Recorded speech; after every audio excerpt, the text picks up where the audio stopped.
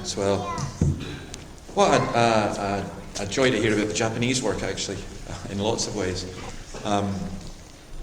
The first person I went to, as I said, a church in Dundee that had a handful of people, and the first person I baptized was a Japanese lady, which was lovely. And where I live just now, we have 2 Japanese grocery stores, and of course 3 Japanese restaurants or fast food things. A lot of the people in the area are Japanese. What's very interesting is, compared with the Chinese come and stay, the Koreans come and stay, the Japanese come and work for a company for about 4 or 5 years and always intend to go back home. And they do, normally. And that's means learning the language. I have a friend who's been learning Japanese just precisely so that he can communicate, which I think is lovely.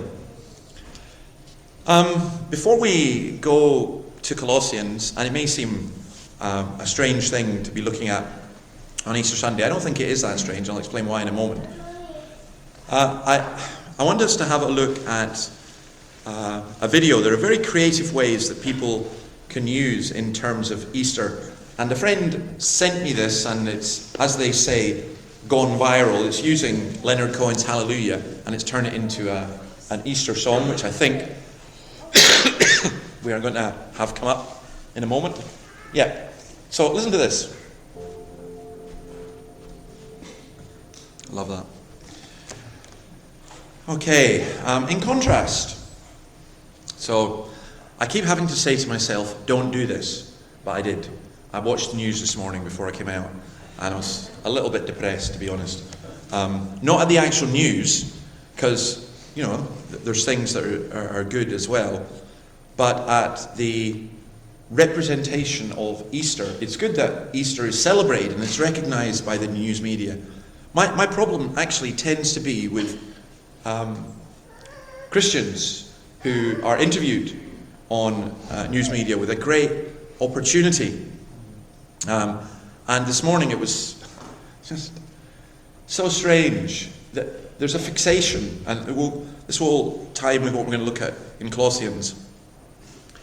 Our society gets fixated on certain subjects, and right now we're fixated on the fact that men are bad, and women are abused and all the rest of it.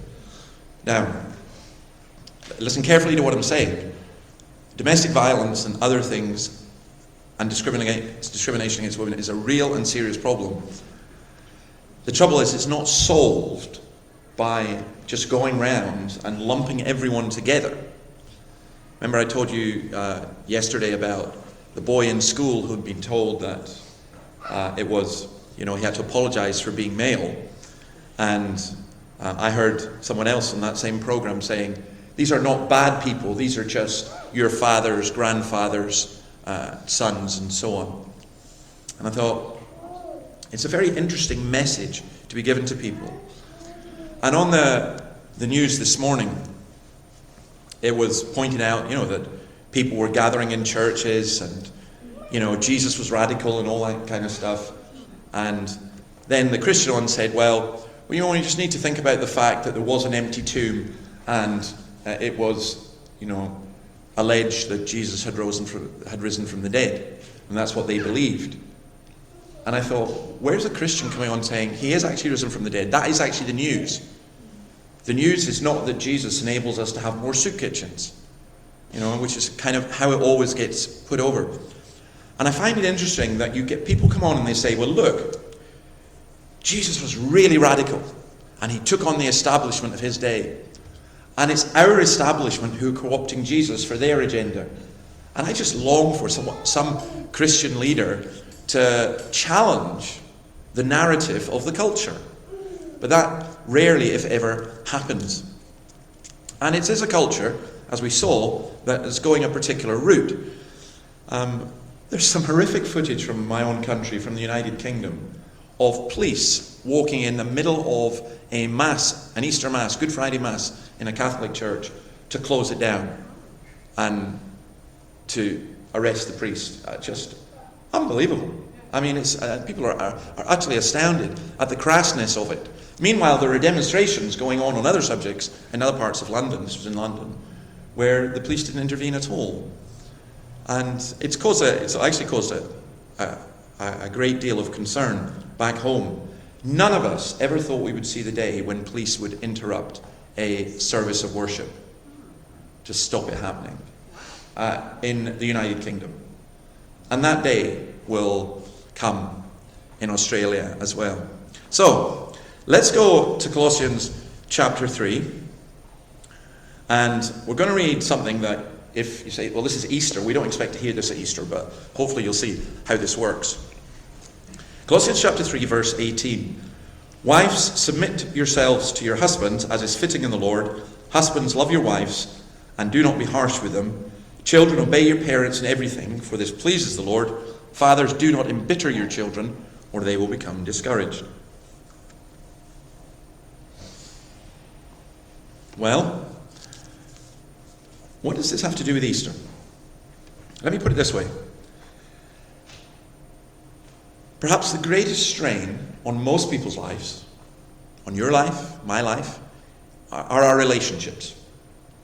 The people we're closest to are the people who we love and who love us, but we can really, when there's a problem in relationships, it causes enormous stress to us. Now, we see that in lots of ways. So, for example, we've been hearing from these, wonderful mission organizations.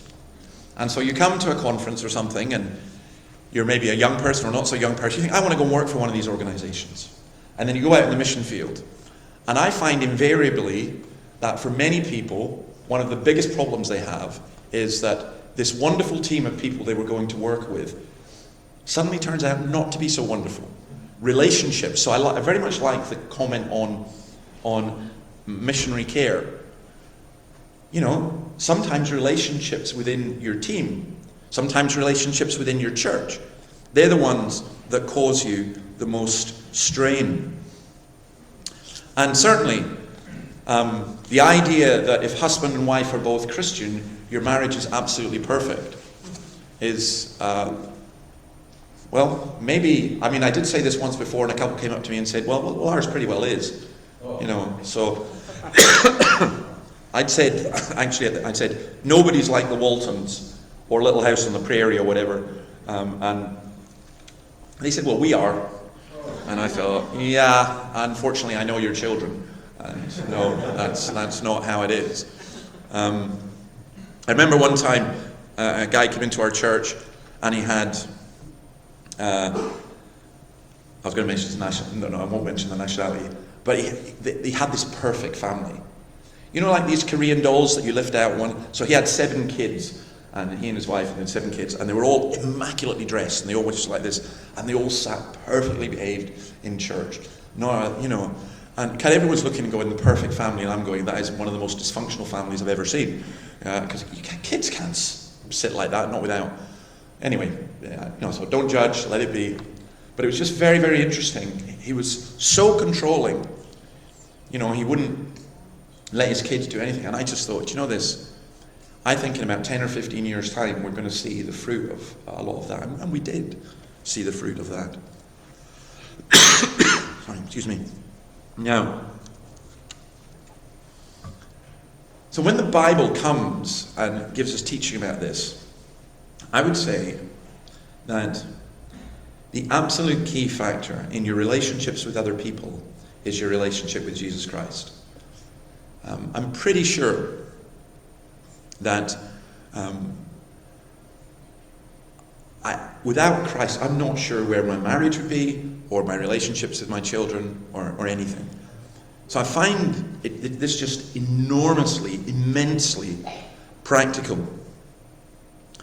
The Bible doesn't teach a great deal about how to have a successful marriage, but it does tell us about our relationship with God and how that impacts all our other relationships. So Ephesians 5, 1 Timothy 2, Titus 2, 1 Peter 2, and so on.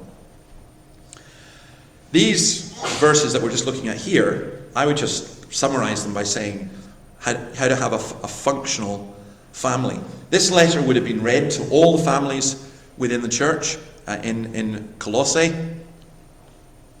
I would say also, by the way, that one of the difficulties, one of the problems that people have is sometimes in church you get the impression that if you're not married, you're somehow a failure. My poor Japanese lady, the lady baptized, when she reached 30, she was absolutely distraught because from her parents' point of view, she said she couldn't go back to Japan because she was an absolute failure because she wasn't married. And to put it crudely, she was past her sell-by date. That was a horrendous aspect of her particular thing. But I find in churches sometimes there can be such an emphasis that what about people who can't have children? What about people who are not married? What about people who've lost their children? The story I've seen that several times. There's nothing more heartbreaking than having the little white coffin with the infant, the child, the baby who's died. What about all of that? And so when we teach about these things, we need to be conscious of everything involved in that. But I think these verses are just as well showing us how we do our relationships and how we can pray for one another. Remember a lady who had reached into her 80s, and herself and her husband had never been able to have children. And after we did infant baptism in our church as well, and after an infant baptism, which she didn't agree with, she was a good Baptist, but we had lots of good Baptists in our church. And but after one, she said, "Can you come and see me during the week?" So I went to see her, and I said, "Is anything wrong?" She said, "No, there's nothing wrong." She said, "There's something right." I said, "What's that?" She said, "All my life, I've mourned not being able to have children. And then I realized on Sunday, when we had that service, that I do have children." And we, at that point, had about 50 or 60 children in our church. We were extremely productive, having gone from none. She said, "These are my children." And I said, "Yes, they are. They absolutely are. You're part of a family. You're part of this community." So, let's just look at some of these. I just want to mention some of the principles involved. First of all, goes to wives. By the way, I find that this and the Ephesians passage, well, particularly the Ephesians passage, wives submit to your husbands and so on, Ephesians 5. I find there's an interesting thing that happens, even amongst Christians. People listen for other people. Have you ever done that in church? You hear something, you say, that'd be really good for them. And you see, I see it sometimes in people's faces, husbands and wives, going, "I hope she's listening." You know. I remember doing a wedding, and it was one of the most unusual weddings I'd ever done, because the people from one side were all Edinburgh lawyers, and they were all very, very posh, and the people from the other side were from the Highland village, very working class. And they sat, literally in the wedding, each sat on a side, and the husband and wife, it was a very, very interesting wedding, but none more so. I took a risk. I thought, neither were Christian. I preached on Ephesians 5, and dealt with the submission thing and everything else. And I said to them, please, please, please, listen to what's being said here. Think about it for yourself, and think about it for yourself. So if you're a husband, don't think about what your wife should be doing. Think about what you should be doing. If you're a wife, don't think about what your husband should be. And afterwards, this couple came up to me. They weren't, thankfully, the married couple. And it was just such an extraordinary conversation. The woman said, "Thank you for that. That was really, really interesting. I hope this scumbag was listening," as she pointed to her husband. I went, "Oh, wow." And then he said, I'll not repeat exactly what he said, but he used a very derogatory term about his wife. He said, "I hope she was listening. She should do that." You know, and I thought, okay, guys, neither of you were listening. You know, you weren't kind of getting the point. But I do think sometimes we do hear things in Scripture for other people, and we don't see them for ourselves. So what's this? Submit yourself to your husband as is fitting in the Lord. It means a calling to honour and affirm her husband's leadership and help him exercise his role within the family. Now, you have to be really, really careful with all of that. It doesn't mean, as sometimes is put, well, you know, I'm the husband, I'm in charge, I'm the guy who earns all the money. There are plenty of relationships where, in today's society, and I don't think it's a wrong thing, where you may find that a husband earns less than his wife. There are also relationships, it's not mine, but there are relationships where the husband's a better cook. There are or say, take something like finance. My dad had nothing to do with finance. He hadn't a clue. My mum just did all the books. In fact, in traditional working class families in Scotland, often the miner or the farm worker would come home with his pay packet, just hand it all to his wife, and then she'd give him pocket money.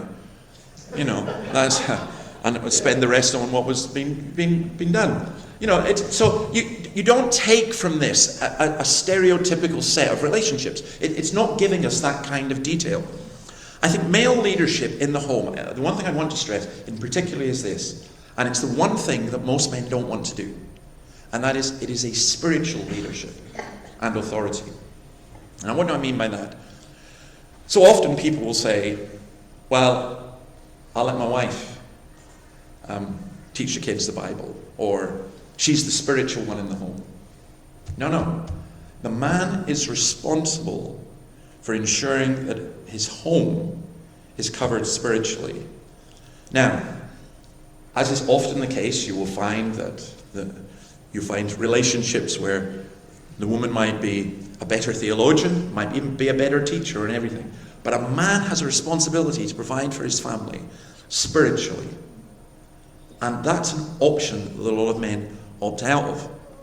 But this submission, if you like, in that regard, it's not an absolute surrender of will, because Christ is the only absolute authority. We must obey God rather than men. Nor is it a suggestion of inferiority. In this culture to which Paul was writing, generally wives were considered to be inferior to their husbands. That should never be the case within the church. The Jewish philosopher Philo regarded women as being selfish, jealous, hypocritical, and married men as slaves. Well, where have you heard that one before? Speaking of Japan, I didn't realize we were going to be talking about Japan today, so it comes up again. Musashi Sada, who's a 17-year-old in the 1980s, had a number one hit in Japan with a song entitled "Your Husband and Master Proclaims," and it wasn't being sarcastic. And some of the lyrics, translated from the Japanese: "Before you become my bride, hear this. You will not go to bed before I do. You will not get up after I do. Cook nothing but good meals and always look pretty. Keep quiet and follow behind me." No wonder that there's so many Japanese young men who are single, if that was the attitude. But it was for some people. It was the attitude in this culture as well. And Christianity changed all this. So 1 Peter 3:7, for example, and you see the hints of this all the time, but 1 Peter 3:7 is a good example. Wives are called joint heirs of Christ with their husband. Now, it's possible that Paul was dealing with a situation where there had been an overreaction against a wrong. You see that happening all the time. And it's possible that women enjoying their new emancipation in Christ were bringing disgrace on the name of Christ because within the society and all the rest of it behavior was seen as being inappropriate. I don't know quite what was going on here. But there is a liberty that we are given, and I think we need to be very, very careful about forcing people into gender stereotypes. By the way, again, that would have been a truism 10, 20 years ago. But now gender stereotypes are back. Why? Because of the transgender thing. Well, to be a woman, you have to wear red shoes, and you have to behave in a particular way, and our society is really confused about what male and female is, and this is where we have a great opportunity to demonstrate and show how that works. I used to do kids camps, and I remember one time the man who was in charge of them, they were taking kids from the poorer areas, and I said, "Can my wife come?" He said, "Absolutely." He said, "That would be so great." I said, "Why?" He said, "Why?" He said, "You'll see. 19 out of the 20 kids on our first camp came from homes where you could not say go home to your mum and dad. Most of them had not seen a functional, loving relationship between adults." And it was extraordinary to see how particularly some of the more deprived kids lapped it up. There was one boy followed my wife around like he was a pet dog. And so I think to see positive relationships, and again, can I just encourage, if you're a family within a church, then work together as a family. Again, on the mission field and elsewhere, I personally wouldn't take a couple who said, the husband says, "Well, I'm called to do this," and the wife says, "I'm just going along," and didn't really like it and quite resented it. think this idea, though, let's come back to this idea of submission. Why submit at all? Well, it's the only way that society can work, isn't it? I mean, we all do submit to laws to different degrees. There's a kind of what's called a subordination ethic. There needs to be some kind of authority. There needs to be some kind of decision-making process. If you've got two people in a marriage and you're deciding about where you're going to live, you're deciding about where you're going to work, you're deciding about where you're going to go on holiday, who gets their way? Is it going to be the person who argues the most? Is it going to be the person who threatens the most? Is it going to be the person, and this is where domestic violence comes in, who's the strongest and says, you do what I say or else? Is it going to be the person who nags the most? Again, I'm reading this morning from Proverbs. It is better to live on the corner of a roof than dwell with a quarrelsome wife. My wife's enormously offended that I've memorized that verse. But people say, oh, you can't say that. You can't. Well, you can say it. You know, one of the worst things for a man in a marriage is when his wife doesn't respect him. And that, in essence, is what is being spoken of here. And notice as well, this submission is as is fitting in the Lord. Well, what does it mean to call Christ Lord? You submit to your husband because Christ is Lord. Now, what that doesn't mean is that you submit to your husband above Christ. I'll never forget, as a very young minister, a woman coming to see me, and it became abundantly clear straight away, and after talking with her, that she was regularly beaten by her husband to the point of hospitalization, and her life was in danger. But she believed as a Christian she ought to stay with her husband. And I had a meeting of the presbytery because she wasn't listening to me, and a group of ministers and elders, and we had a private meeting talking about her situation, and we strongly advised her to leave her husband because the need to preserve her own life. But sometimes, you see, I have a friend who's a social worker in the Netherlands whose job is entirely this: to work with children from religious families who've been abused by their fathers and who've used verses like this to justify their abuse. Now, that's an absolute abomination. The issue here is that we submit to Christ in the Lord. That does not lead to abject slavery, but it leads to fulfillment in Christ. Now, all of us have to learn submission in different ways. I'm not naturally a submissive person. But I'll tell you this, if at the end of your life you're saying, this is my testimony about my life, I did it my way, you've absolutely failed. And when you're agreeing to marry somebody, it is for better or worse. And that's always why I would say to people, just work it out first. Do you think you can live with this person for the rest of your life? So there's a standard there, and you'll notice in the Ephesians passage on this, which is longer, it's begun by saying we are to submit to one another, but it is also this case of, I would sit with a young woman and say, do you think you can submit to this guy? And if the answer is no, I'm saying, well, if I were you, I wouldn't marry him, because you're going to end up with a lot of trouble. Now, of course, one of the problems with the word submission is we think of it like a wrestler. Your arms up your back and going, okay, I give in. That's not what this is saying. But the standard for husbands is quite extraordinary. Husbands, love your wives and do not be harsh with them. Now, what is that? Hang on. How does this work? And by the way, I'd love to go on the ABC and discuss this as a solution for the problem of misogyny and domestic violence. The man is commanded to love. I was hitchhiking once, young man, just become a Christian. I was hitchhiking in the south of England, and me and my mate, we got picked up by this guy, and the first thing he said to me was, "Are you a Christian?" I didn't have a fish on my bag or anything like that. I said, "How did you know that?" And he said, "No, I'm just desperate to talk to a Christian." And I said, "Well, I am." I said, "I've not been one for long, and I'm very young," and this guy was like twice my age. And he said, "All right," he said, "can you help me?" And I said, I doubt it, but go ahead. My mate who wasn't a Christian was in the back, and he was like, "What on earth is going on? What weirdo have you just picked up?" And he said, "I'm married," he said, "and I don't love my wife. So can you help me?" I said, "What?" Look, I'm 17 years old. I don't have a wife. And, You want my advice? And he says, look, listen, mate. He said, here's the thing. And he said, what does the Bible say about all of this? And I thought, okay, this is, all right, let's go with this. I mean, my mate in the back was just killing himself laughing because he could see how discomforted I was by the whole thing. So I said to him, okay. I said, the Bible says you have to love your wife. I knew that much. He says, no. He said, you're not hearing what I'm saying. I don't love my wife. I said, no, you're not hearing what I'm saying. It's not an option, it's a command. And he said, no, you can't command to love. I said, yeah, you can, because the Bible does. It wouldn't do it if you couldn't. And he says, well, how do you do that? And I said, I felt crazy because I'm a 17-year-old kid. I said, what do you do on a Saturday? He said, what do you mean? I said, what do you do on a Saturday?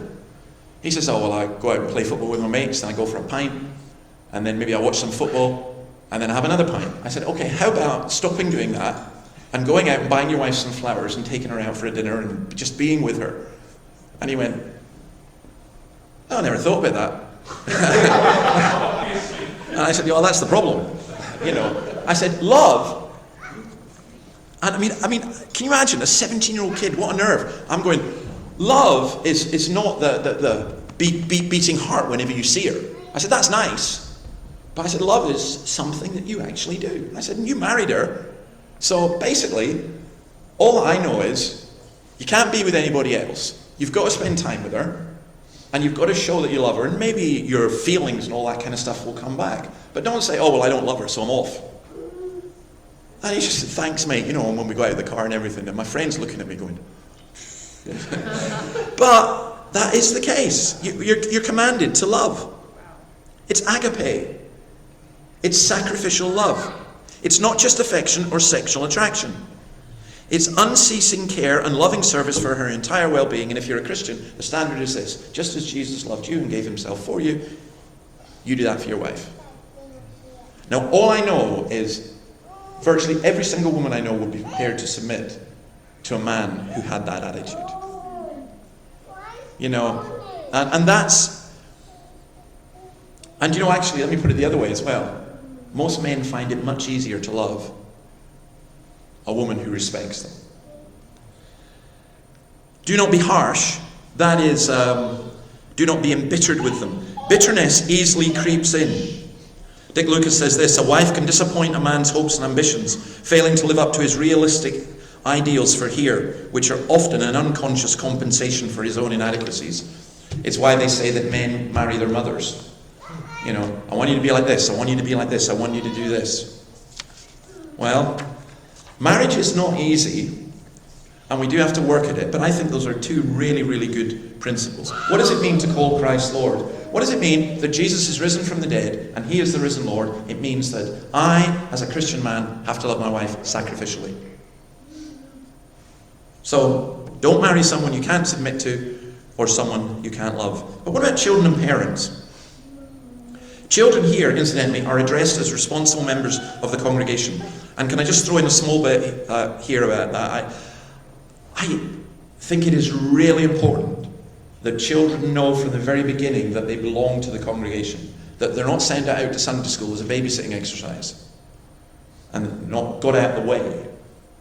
I think it's incredibly important that we look after the children and provide for the children. And that we talk to the children. And, it's strange, again, culturally. Where are we culturally? Culturally, we are treating children like adults. Oh, you can decide what gender you can be, or whatever. And very often, adults like children. So, particularly, again, young men have been infantilized again. And also, we've got governments that infantilize people. We're not responsible. We can't make our own decisions. So again, we've got to model this within the church. There's no way around this. You can't do this by law. You can't ask government to make laws to make people more adult and mature. We have to model this in the community of our church. Sinclair Ferguson, my colleague back in Dundee, would often say this, and it's a saying that's been said by others as well, but it takes a church to bring up a child. And that's where, we muck in and we share and we help. So, children are urged to obey rather than submit. It's much stronger than submit. And it's an expression of their commitment to the Lord. My parents have been appointed by God, although again their authority is not absolute. If my parents command me to do things that are wrong, then and going against God, I don't have to obey that. I remember a Buddhist lady from Thailand writing and asking me, how do I obey my parents? And it was we had a very interesting and fascinating discussion about that. Disobedient children are a real sign of decay in society. Romans 1:30. Since they did not think it worthwhile to retain the knowledge of God, he gave them over to a depraved mind to do what ought not to be done. They disobey their parents. 2 Timothy 3:1. But mark this, there'll be terrible times in the last days. People will be lovers of themselves, lovers of money, boastful, proud, abusive, disobedient to their parents. Now it's not this gets so misused. It's not an absolute authority, and nor does it mean that you've got to have this wonderful, perfect family where your kids never do anything wrong. The most horrible thing I think that was ever said to me, my youngest daughter, Emma Jane, when she was born, she was the joy of my life. She is a redhead, and I'm going with the stereotype. She's a very emotional person. She's a wonderful person, and apart from the time of the terrible twos were real with her. You know, if we could have given her back, we would have. Apart from that, she was just the joy of my life. I like get up early in the morning, and that's when I took the turn feeding when she was being bottle fed. And for me, that 4 or 5 o'clock in the morning with her was just joyous. And ever since then, she just has been the kind of absolute joy of my life. But she was a very effervescent child, so in church she would, jump around all over the place. And I remember one young man saying to me, well, that's why we won't have children. Your daughter's why we won't have children. He just got married, and I just thought, that's a pretty brutal thing to say. But also, I actually felt sorry for him. You have no idea how much joy that child brings to my life. And children do bring joy and pain, but it is absolutely important for us to realize that we are to be like God, and there are no spoiled children in God's family. Spoiled children are just a nightmare. Now, badly treated children are a nightmare as well. You love your children. Going back to my daughter, the other kids in the family, the 2 older ones, and everyone else used to say to me, I denied it. Oh, she's got you like that, wrapped around her little finger. She can. And I said, no, I'm the big, strong, tough father. And I'll give you an example of how this works. So every Friday, I would go down to the local school where she was and collect her from school and take her swimming at the swimming pool. And one Friday, I was in such a bad mood. And I was tired and I was grumpy. And I said, well, we're not going to swim. I'll go down and collect her and just, tell her we're not going to swim anymore. Anyway, she came bouncing out of the school, and I mean bouncing, and she had long red hair, and everything was bouncing. She came just laughing. And I said, oh, you're in a good mood today. What's so good? And she grabbed my hand and she said, this is the greatest day of my life. I said, oh, what happened at school? She said, no, not school. I'm going swimming with my dad. And I went, okay. Okay, we're going swimming. Now, the point about it is, children are all different. We're not clones and all this kind of stuff. But it is important to teach children this obedience. And fathers, and we're told here not to irritate or provoke our children. How many times has that verse been quoted at me? I do not know. The fathers are addressed here, I think, because fathers are more likely to be the cause of problem children. That's a general statement. It's not always true. I think mothers are being addressed here as well, but there's a particular responsibility to fathers. Interesting that in 4:15, by the way, a woman is mentioned, and I think probably as the head of her home, Nympha and the church in her home. Maybe she didn't have a husband or whatever, but fathers are being addressed here. And they're told to not embitter their children. There was a culture at the time of beating children. And I don't mean, the tap on the hand and so on. So Ben Sira from the Apocrypha says this: he who loves his son will whip him often, bow down his neck in his youth and beat his sides while he is young. Well, no. Instead we get here discouragement we're being talked about. It's the only time this word is used in the New Testament. And he's saying, don't embitter your children or you will discourage them. Don't knock them back. The irritable parent discourages a child, making them timid, fearful, lacking in normal self-confidence. The father moaning his children are not strong like him is using his strength to crush them. One comment said this: a good father spends time with his children, teaches, entertains, and encourages them, and by his example as well as by outright verbal instruction, points them to Christ.